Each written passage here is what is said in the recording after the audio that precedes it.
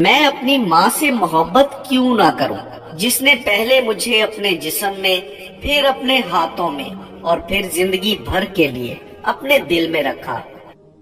نصیب کیسا بھی ہو مگر نماز اور قرآن سے مدد لے کر اللہ سے جو بھی مانگو گی ضرور ملتا ہے۔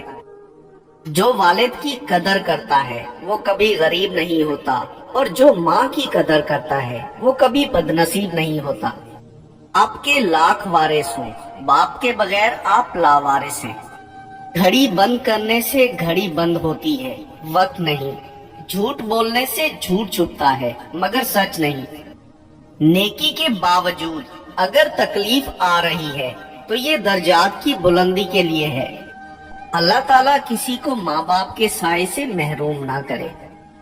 کوئی آپ کی مدد کرنے کو نہیں آئے گا، زندگی کی تمام مشکلات کا سامنا آپ کو خود ہی کرنا پڑے گا۔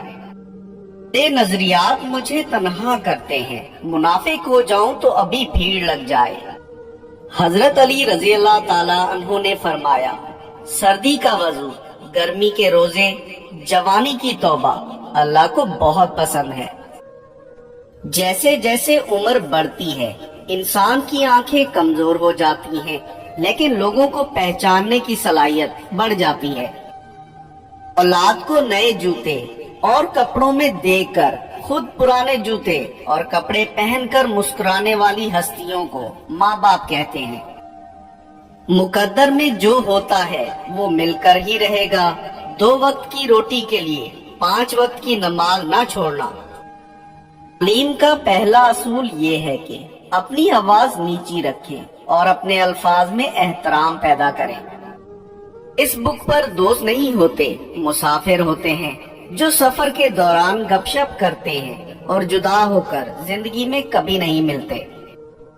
آپ وہی ہیں نا جسے آپ صلی اللہ علیہ وسلم کا امتی ہونے پر بے حد فخر ہے۔